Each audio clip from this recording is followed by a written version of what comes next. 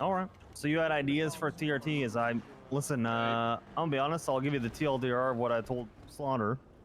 I think the vision of what I've been trying to do is very similar to the suggestion she gave.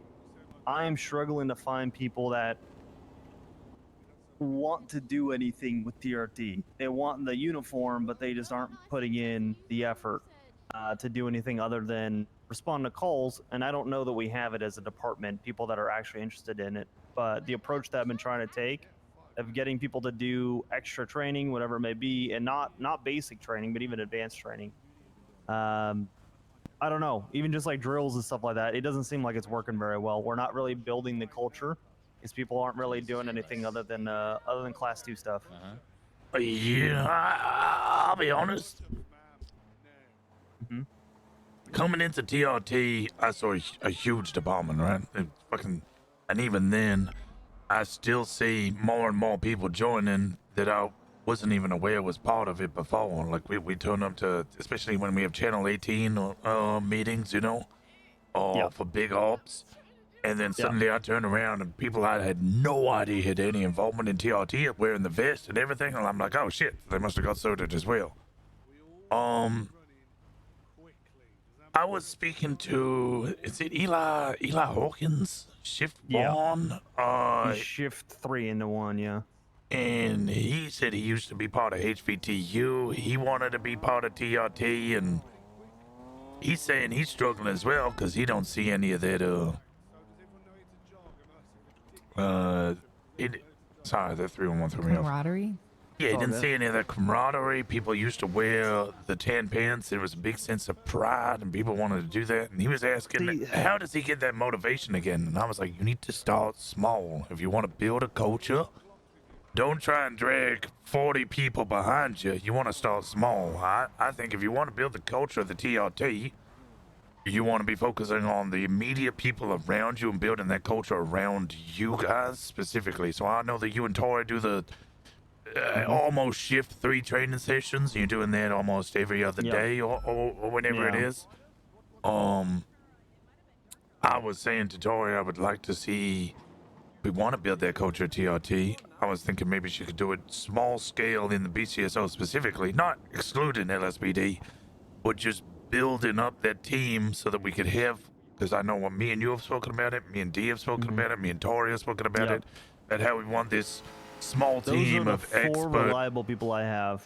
To be honest, just named all of them. Make that your TRT. Those 4 people, anytime that we get into a big shootout, we can grab the 4 of us. We know that we're reliable, we'll work together, and we can work as an effective unit, and you will just run those 4. And then people will see that and be like, I want to be a part of it.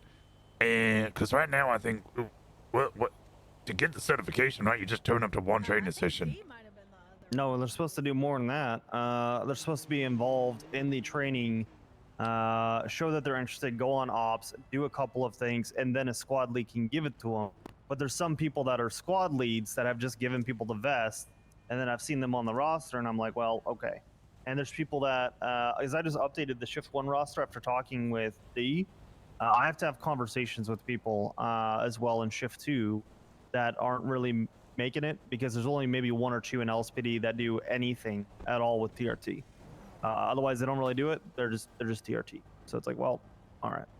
I don't like the idea that TRT, you need to be TRT to certify someone in class 2s, because that waters it down to where some people that Just are training, TRT only do class 2 training, and they're like, oh, well, I'm TRT, so I can do this. That's never been the vision for TRT. It was the idea that you would get specialized weapons alongside tactical training for those weapons, like shotguns, but it became a generic, oh, you're class 2 trained. There you go. That's like, that's not the point. And I don't even think that they're following the instruction. I think they're doing their own thing. I would rather just allow anybody to cert class 2s. I don't give a shit, and then refocus TRT and cut those people out, and then make it smaller, to your point. Yeah, I think that would be advised. Especially since TRT is like just starting, well, at least starting with like this iteration, it wouldn't really be a bad idea to just have it to be the core conglomerate of people, cut all the access. Those people are gonna be the ones like getting shit going, you know, like if it's a fucking operation, they can You don't need to be a TRT. You could just like some Yeah. squad leads could just pull people in, right, and just have them assist. And those people could be the ones that are interested in TRT. If there's like the Yeah. bigger gang-related shootings and shit like that, where it's more of like a massive fucking shootout, Yeah. TRT could still be the ringleaders. We don't need to really have a lot of people in TRT right now. No. I think if anything, having it smaller is probably gonna help us usher that culture in. Agree. Like the thing that I'm thinking, and keep in mind, I am brand new to TRT, brand new to fucking Squad League, brand new to the state, really. So I don't really have a right to be like, yeah, restructure it. But when I look at things, right? If we have a lot of fucking people, it's just super diluted. You know what I mean? Especially if we have a lot of squad leaders, we need to be able to know what all the other squad leaders are doing. So I'm not sure if there's like a way to communicate, like a group chat or something on our phones that we could do, just so that way we can all be on the same page. Oh, this is the tactical channel. Yeah, there's tactical. Do you have that? Okay. I might. I think I do. If you don't, I'll make sure you got it. Okay. But when it comes to that as well, like starting off small, keeping just the main leadership really in it. Yeah. I could see it with just squad leads, just a handful of squad leads and yourself running things. You know what I mean? But the thing is, in order to build the unit culture, we need to start like training together, right? Yeah, agree. And, you know, we need to 100%. start training together before we start trying to bring other people into it. Yeah. Which, you know, it might put a halt on things when it comes to like, hey, let's get everyone up to this basic level of speed. But at the same time, we're going to be able to benefit because TRT culture is going to be a lot more tight knit and unified when we're all on the same page and we're all training and working together constantly. When we're on the same page, it's going to be a lot easier to expect those people to start looking to other people and involving them in shit.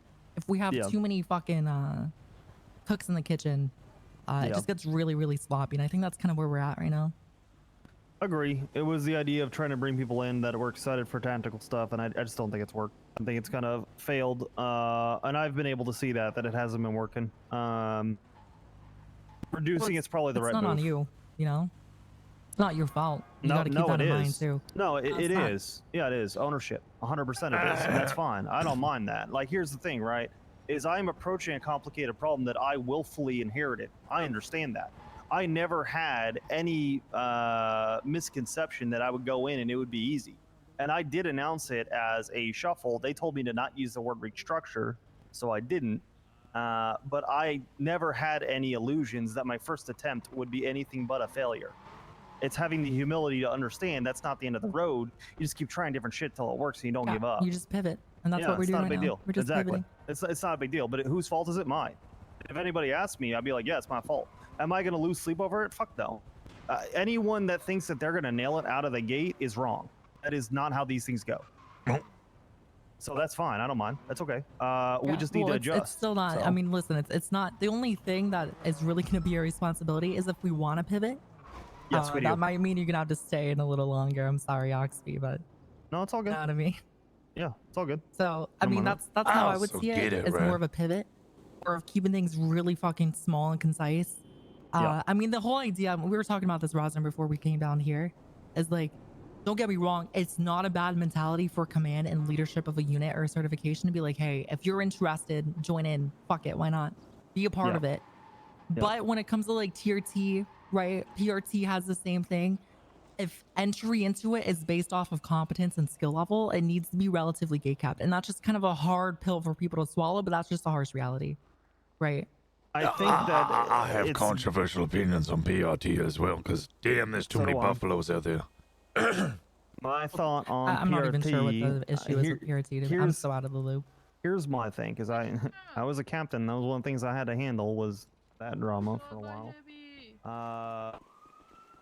The thing with PRT that I'll say that I have not seen adjusted, and my vision for TRT is to bring people up to the standard. If you want to be part of it, yeah, you need to meet a standard, but it being gate kept, I don't think it's gatekeeping it. I think it's keeping it open for people to gain that competency and helping to instruct and letting them come to those sessions where we train and we drill together and all that. It's fine. Exactly. But they have to show in. But then when they show up and they put in the effort, you bring them in. And that has not been the case with PRT at times, where it's before they didn't have time trials, I made a huge stink about, hey, you're using subjective criteria. People are not getting feedback. The first couple hot pursuits I did, I got 0 feedback, just I didn't pass. I was like, well, why? And they're like, you crashed too much. It's like, okay, well, how can I adjust this if that's it? It's like, I fucking knew that.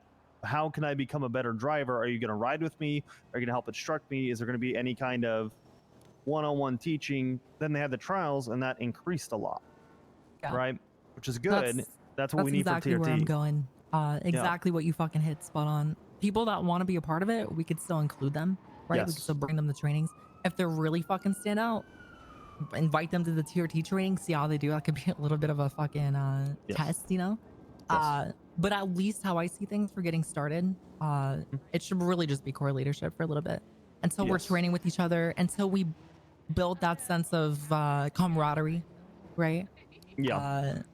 I think when it comes to the tampons, I feel like that's a little bit of a red canary. I don't think we need to focus on that shit right now. I think if we focus on the culture and getting equality as fuck over quantity, then those tampons are gonna start carrying that image of HBTU in the past, where it's like, hey, these people are wearing tampons, they're fucking revered. We talked about that already a little bit, but yeah, keeping it small with the core leadership, everyone's on the same page. There's no extra weight.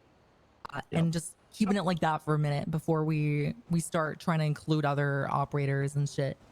I'd speak to Vale as well. Yeah, and I plan on talking with Vale. No, she wanted to do something with TRT. She showed up and then transferred to the marshals.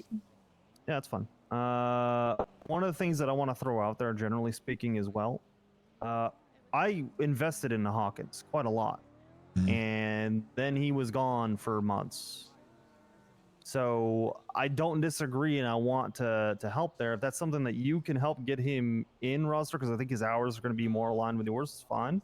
I don't mind it, and I made him a squad lead, and I gave him the charge of, hey, lead, PT, lead training, stuff like that. He hasn't done any of it. That's what I've been told by people in Shift 3, that he hasn't led anything. Yeah, he hasn't been around. He admitted he hasn't been around, and I was just kind of expressing to him how to build up that desire to want to be around is, build something small and work upwards rather than trying to capture what used to be. Yeah, exactly. And I want to invest into him, and I want to invest into the people that want this. I just don't know how big that group is. I don't even know what the starting group is. And I've got a good idea of it so far, at least in the times that I'm around. And that's where I just went through the roster with Eve. You look at the roster right now for TRT, it's way smaller.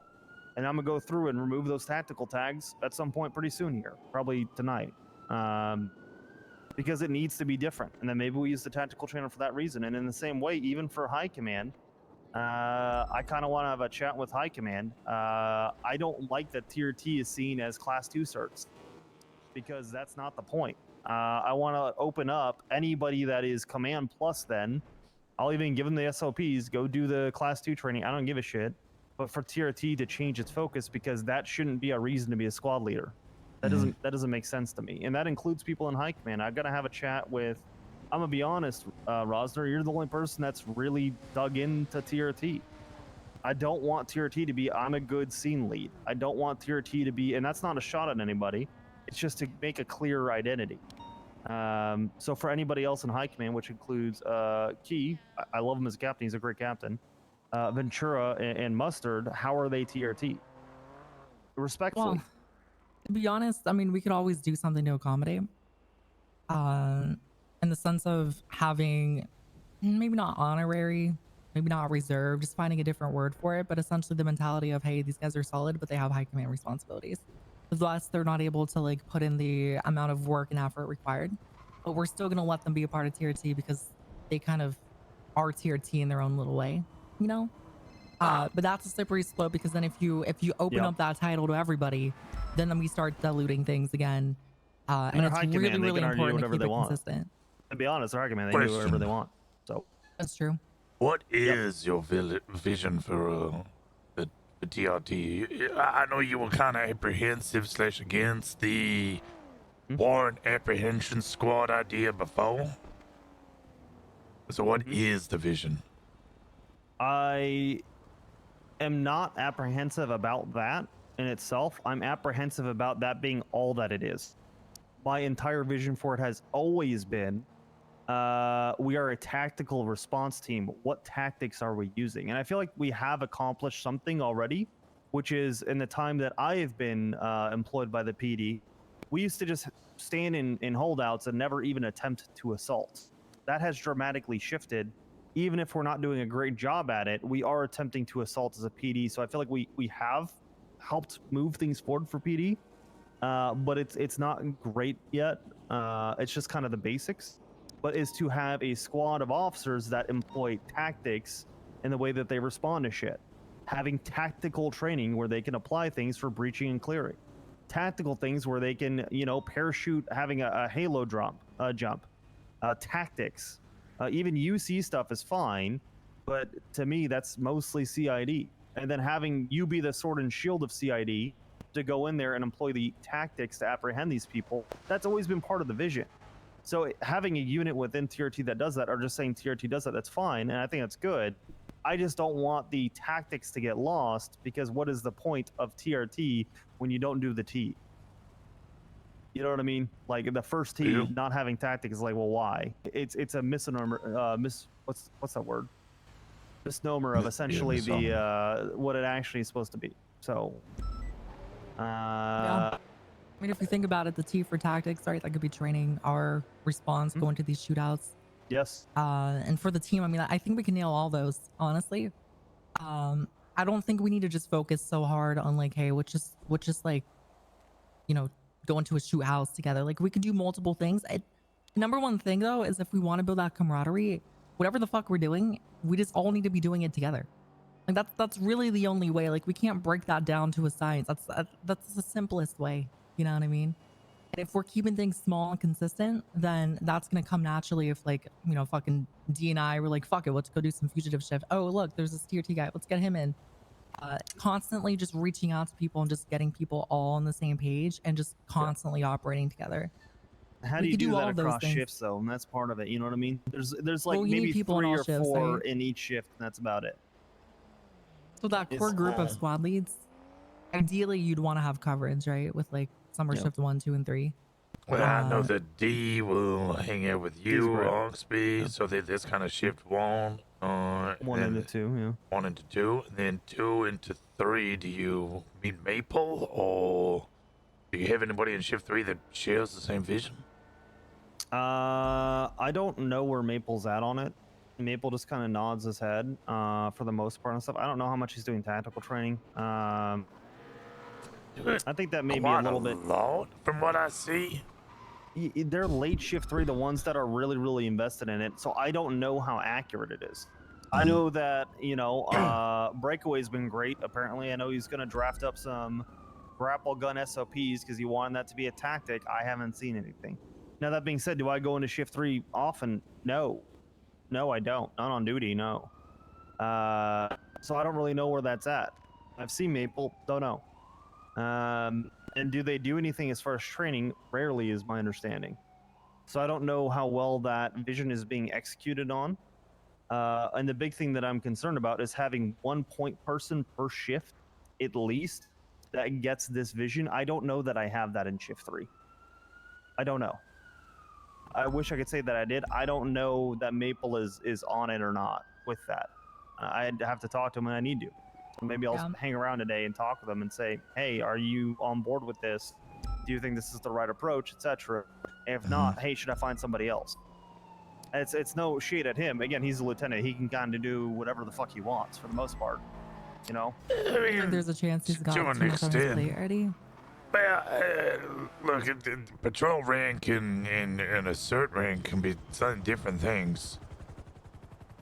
Yeah, but at the same time, if he wants to, you know, do whatever he wants with his uniform, he can already kind of do that. He's not high command, but unless someone from high command shift 3 steps in, or someone is around from high command in shift 3, it's not going to be an issue. You know what I mean? Can I say something super cringy, super quick? Yeah, do it. Mr. Officer, fucking BAMSIS, motherfucker. You know BAMSIS? No? Wait, what? Again, planning a range reconnaissance. What we need to do Just we'll poke in every now and then for shift 3, and we'll just have some chats. If there's a squad leader fucking around, we'll just be like, hey, this is what we're doing. Just get a vibe check, you know, before we make anything permanent and official. You know, like a lot of what we could be doing, even when it comes to like removing TRT people off the roster, I would probably wait on that until you could have a chat with them. So it's not like they just wake up to an email, oh yeah, you're removed. You know, it's more of like, hey, No, yeah, this is what I've we're already, doing. You have the possibility of coming back, but yes, right now we're refining our craft, you know? Same with the squad leads and shit. See yes, who's on that's, board, and if there's someone on board that's like 50-50, I don't see why we want to give them a chance, but if they don't do anything with that chance, then we just remove them, right? yes. That's what I've already told Dee about. That's what I was talking with Dee about beforehand, is the roster as it is now. I said have those conversations. When you see someone on the roster or you see someone wearing the vest that is not on the roster, have the conversation. Dee's going to be essentially my point person for shift 1. That being said, it's ironic because I don't know that I have the best relationship with Fisher or Montez. I didn't know that they were going to be doing a parachute training, and they just kind of did one, and they're both TRT, and I don't remember giving Montez TRT. So one of the squad leads did, but they're actually doing the shit that I want to do. So I need to get them in as well because they're leading trainings and shit. That is the vision, is to try and do tactical application stuff. Yeah. Whereas other people that I've been trying to invest into, they haven't. So anyone in shift 2, and I've said this before, it's kind of, you know, you slaughter, yeah. There's maybe 1 or 2 other people for shift 2, and then that's about it. You talked to Bison yet? I have, yeah. Bison wanted it. I think he mostly wanted it for the uniform. No. I told him, hey, you know, do you want to do the tactical application stuff? And he said, it's Bison. It's hard to read. He's like, yeah, I'm interested in that. And I said, you're gonna have to lead training new stuff. So I don't know where he's at with it. If you'd like, I could have a convo with Bison, whip him into shape and shit. I used to do this shit with Bison back in the day, so he already, the same vision that you have that we're talking about, I could just say, hey, we're just doing this, and he'll already kind of know, you know what I mean? Yeah. So I mean, if you're willing for me to see what Bison feels about it, or just start having some chats with people and just kind of get a good idea of like what the pulse is and things, yes, we could start doing that while we're still trying to kind of you know, figure out exactly who's gonna be staying, who's gonna be going, you know? Yeah, I think I can handle. I know kind of who's staying and going for shift 2. There's a lot of people I'm just gonna let go. Be honest. I think I've got my mind made up on a lot of it. I think Bison is really. If you can get him in there, he's super knowledgeable. I double up with him. You know, I won't say super often, but enough to know how knowledgeable and how good of an officer he is. But most people in shift 2 LSPD are gonna be removed. I will probably wait on Deke. He's on a mini LOA right now, is what he told me, for the next week or so, but he's at least shown interest. I think this will actually align better with him as well, and he's at least put in some amount of effort. Yeah, I think he needs training on actual breaching, though. Deke, yeah, probably. Well, and that'll come with us like working together and shit. I mean, like ultimately, if we, you know, say we keep some people that are 50-50, like we're not really sure which way they'll go. Yeah. Doing a pulse check, being like, hey, we're doing a TRT training fucking Wednesday, be there. Or like in 4 hours if you're around, be there and shit. You know, like that'll give us a good idea of like who's motivated enough to come around and be a part of that shit, you know? Yeah. I gotta pop smoke for BTSO meeting. I think someone's getting promoted. Oh, I gotta go up there too then. Oh. No, right. Yeah. I mean, that's just my thoughts, at least, you know? Final thought, I'd almost ditch the 10 pence. And I only say that because people are just getting or interested in the TRT for the 10 pence. Remove the 10 pence as a thing in totality. Build the culture, then bring in something as an identifier rather than like everybody just rushing because they like the cool pants. Yeah, and that's where I've said this before. I don't use them on patrol, and I've told squad leaders I do not expect them to be wearing them on patrol. That's the idea. The idea is that you should primarily be in uniform the majority of the time. If you're doing something that warrants it, like a training, absolutely. If you're doing a warrant apprehension, absolutely. If you're doing something that you need camo, yeah, go UC. Build your camo that fits it. Otherwise, you're just an officer, and understand that.